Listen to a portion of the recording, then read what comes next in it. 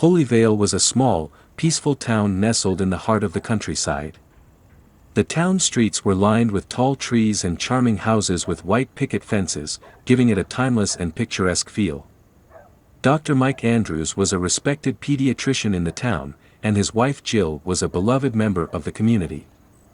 They had a 5-year-old daughter named Madison, who was the apple of their eyes. The family loved Holyvale and the simple, wholesome life it offered.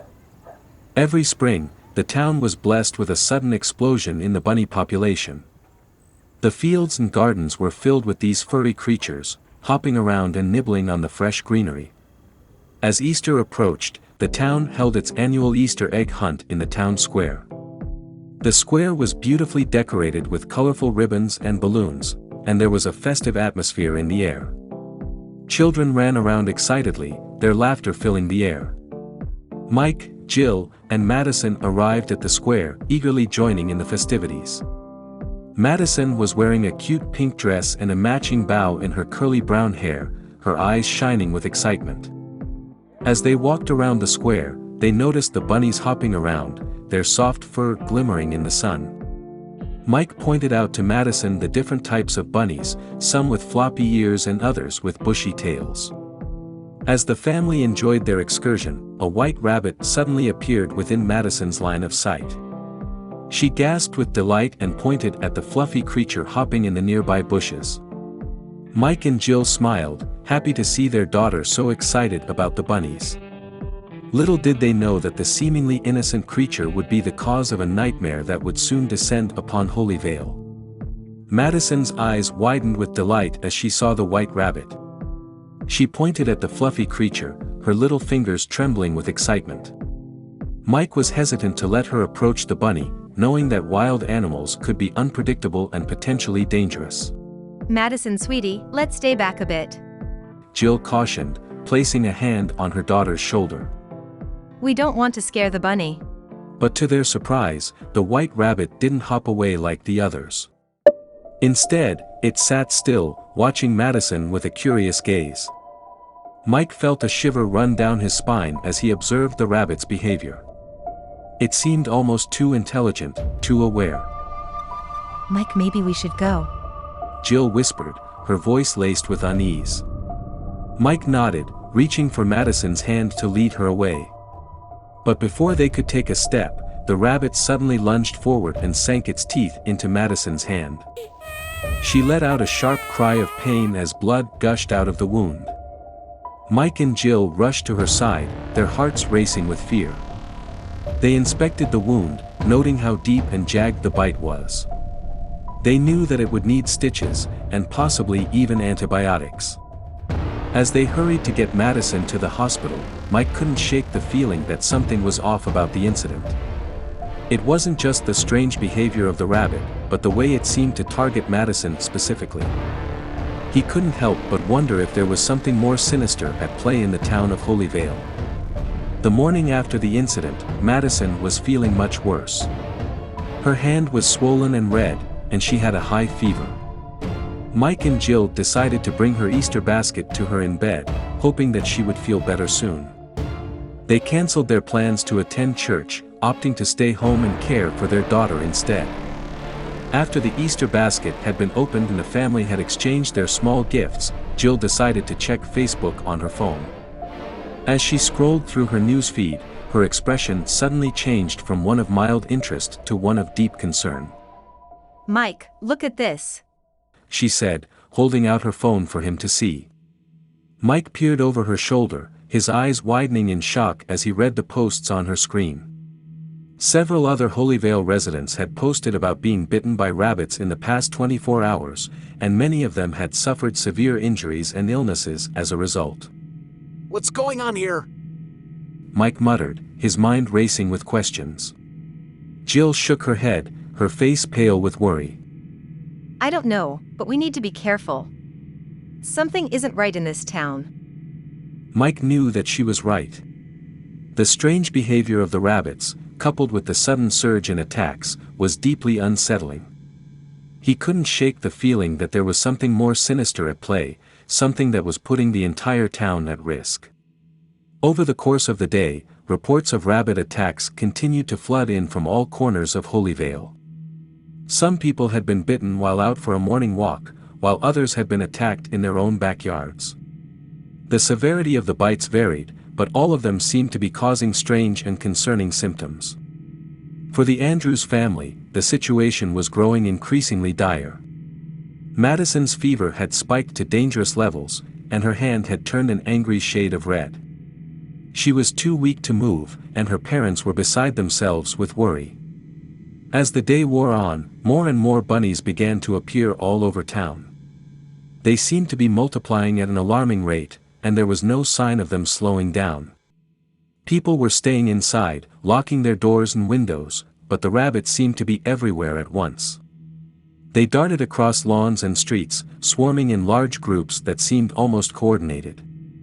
By the evening of Easter, the situation had grown into a full-blown crisis. The town was in a state of emergency, with paramedics and police officers rushing from one attack site to another. The hospital was overrun with patients suffering from bizarre symptoms, and there were rumors that some people had even died from their injuries. The Andrews family huddled together in their living room, their windows and doors locked tight. They could hear the sounds of bunnies scratching at their walls and windows, and they knew that they were not safe. Mike tried to call for help, but the phone lines were jammed and no one seemed to be answering. As the night wore on, the situation continued to escalate. The bunnies seemed to be growing more aggressive and more organized, their movements almost synchronized. Mike and Jill could hear people screaming and crying outside, and they knew that they were not alone in their terror. What had started as a seemingly innocent Easter tradition had turned into a nightmare beyond their wildest imagination. The Andrews family and the people of Holyvale were trapped in a living hell, with no clear escape in sight. It was hard to imagine things getting worse, but then Madison slipped into a feverish, catatonic fugue state. Her parents grew increasingly alarmed. They tried to snap her out of it, calling her name and shaking her gently, but nothing seemed to work. Her father examined her closely, hoping to find some clue as to what was happening, but all he could do was confirm that they needed to get her to a medical facility. As they stepped outside, the Andrews family was met with a scene of chaos. The once quiet and peaceful neighborhood was now overrun with rabbits. They scurried around in frenzied circles, their eyes wide and their behavior erratic. It was as if they were possessed, driven mad by some unseen force. But it wasn't just the rabbits that were acting strange. Several individuals were standing around in a similar catatonic state to Madison's. They looked like they were in a trance, their eyes glazed over and their movements slow and mechanical. The Andrews family quickly piled into their car and set off towards the hospital. But when they arrived, they were met with a shocking sight. Armed soldiers guarded the entrance, and the hospital was closed to all new patients. Mike tried to reason with the soldiers, explaining that his daughter needed medical attention. But they were unyielding, insisting that they couldn't let anyone in or out. Desperate, the Andrews family decided to try and leave town to get to the nearest city hospital. But as they drove towards the outskirts of town, they discovered that the roads were blocked by more soldiers. Frustrated and scared, Mike got out of the car to confront one of the soldiers. As he argued with him, he noticed a lone wolf in the distance. It stood there, watching with bared teeth, as if waiting for something to happen. The scene was unsettling, and the Andrews family felt trapped, with no way to leave and no idea what was happening. The only thing they knew for sure was that something was terribly wrong in Holyvale. Mike and Jill frantically rushed Madison back home from the hospital.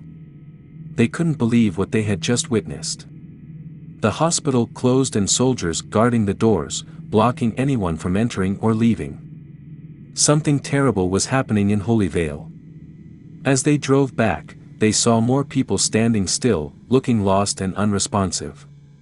They noticed that the streets were now overrun with rabbits, and the occasional wild predator like foxes and coyotes. The family knew that they had to act fast to protect themselves. Back at home, they huddled together in the living room, watching in terror as the chaos outside grew. The rabbits were no longer just hopping around, they were attacking anything and anyone in their way. The predators seemed to be coordinating with the rabbits, almost as if they were working together. It was like a scene out of a horror movie. The family barricaded the doors and windows, piling furniture against them. They made sure they had enough food and water to last them for a while. Mike even took out his shotgun from the safe, just in case. As they watched from the safety of their living room, they saw a fox jump onto a rabbit, only to be attacked by a coyote. The coyote was then pounced on by a pack of wolves. It was a brutal sight to see. The family realized that nothing was safe anymore. Not even the people who were still walking around aimlessly. Jill was beside herself with worry for Madison. She couldn't imagine what was happening to their town, and why there were soldiers guarding the hospital. They knew they had to get out of Holyvale, but how? The roads were blocked, and they couldn't leave on foot with all the wild animals around. As the night wore on, the family stayed put in their fortification, listening to the sounds of chaos outside. The occasional screams and howls sent shivers down their spines. Mike kept watch through the window, scanning for any signs of danger. Mike quickly made his way to the laundry room to fortify the window when he suddenly spotted movement out of the corner of his eye. His heart racing, he turned to face the source of the movement and was met with the bared teeth of a large wolf. Frozen in fear, he watched as the wolf slowly advanced towards him, its eyes fixed on him with an unwavering intensity. Mike's mind raced as he tried to figure out how to defend himself, but he knew that he was no match for the powerful predator. With a sudden burst of speed, the wolf lunged towards him, and Mike braced himself for the attack. But just as he closed his eyes, he heard the sound of a gunshot ring out and the wolf fell to the ground, motionless. Mike looked up to see Jill standing in the doorway, holding a gun in her shaking hands. He rushed to his wife and swept her into his arms, filled with relief that they were both safe. For the moment, anyway. Then he turned his attention back to the wolf. It lay limp on the floor with its foggy blank eyes still open. As Mike looked into the wolf's eyes, a strange sensation washed over him. It was as if he was being transported back in time, to a conversation he had had with a colleague at the hospital a few weeks prior. They had mentioned something about a team of scientists from out of town coming to the facility on the outskirts of Holyvale to conduct top-secret testing. Mike had brushed it off at the time, thinking it was just some rumor or conspiracy theory, but now, in the midst of this chaos, it all seemed to click. The wolf before him, and the other predators prowling the town, weren't behaving naturally. It was as if they had been modified or manipulated in some way. Mike's mind raced with the possibilities. Was this a man-made disaster, caused by some sort of experimental gene editing or bioengineering? And if so, how had it gone so wrong? Mike stooped down to inspect the wolf closer. Unfortunately, the wolf was not dead as Mike and Jill had initially thought, and it was able to get a weak swipe toward Mike, opening a row of gnarly gashes in Mike's forearm. He reared back, falling onto his behind and scuttling away, and Jill shot the wolf once again. This time, there was no doubt the animal was down. They quickly exited the laundry room and shut the door, barricading the overturned kitchen table against it, just in case. Only after they'd returned to Madison and found her still catatonic and oblivious to the gunfire did they investigate Mike's scratches. They weren't horrible, but they were bad enough that he had to stitch himself up. He did the job with a nervous, shaky hand, all the while glancing at his wife and then his daughter, knowing that it would only be a matter of time before he lapsed into the same otherworldly state as she. Mike managed to reach his good friend, a police officer, and convinced him to come over. They took Madison with them and stealthily made their way to the police cruiser. As they drove towards the medical facility on the outskirts of town, they could see the carnage left behind by the rampaging animals. Once they arrived at the facility, they crashed through the gates and found themselves face to face with the scientists who were in a state of panic. The virus that was unleashed on the rabbits was accidental, and it had spread to other animals that preyed on them, making the situation even worse. The scientists had an antidote that they believed could cure the virus, and they quickly administered it to Madison and Mike. The family had a glimmer of hope as they waited for the antidote to take effect. As they sat in the facility, surrounded by the chaos outside, Mike couldn't help but remember a conversation he had with one of his colleagues from out of town. The colleague had mentioned a top-secret project being conducted at the facility, and it suddenly dawned on Mike that this was the project they were talking about. The realization that this was a man-made disaster filled Mike with anger and frustration. How could this have happened? He vowed to find out more and hold those responsible accountable. But for now, he focused on his daughter and prayed that the antidote would work its magic and bring her back to them. Mike, Jill, and his cop friend worked tirelessly to contain the outbreak and help the citizens of Holyvale get their health back. They worked around the clock to distribute the antidote to those who were infected, and they set up a quarantine to prevent the virus from spreading any further. As word spread of their efforts, more and more people came forward to help, including doctors, nurses, and other medical professionals. Together, they were able to get the situation under control and contain the virus. In the end, Holyvale was declared safe, and the community breathed a collective sigh of relief. Mike, Jill, and his cop friend were hailed as heroes for their brave efforts in containing the outbreak. As time passed, life in Holyvale returned to normal, and people went back to their daily routines. The incident was left behind, and it seemed as if everything was well once again. A year later, a teenager named Doug decided to take a hike on Easter afternoon in the forest outside a small town not far from Holyvale. He wandered through a dense forest far from people or the noises of the world. Suddenly, he stumbled upon a white rabbit. Wow. Doug murmured. Amazing. He couldn't believe his luck, for white rabbits were a rare sight in these parts. Normally it would be brown wild hares one would see deep in the woods. But as he approached the creature, he noticed something strange about its behavior.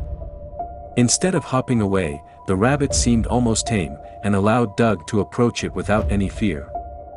He actually started shaking a little bit, wondering if this wild rabbit was actually going to let him touch it.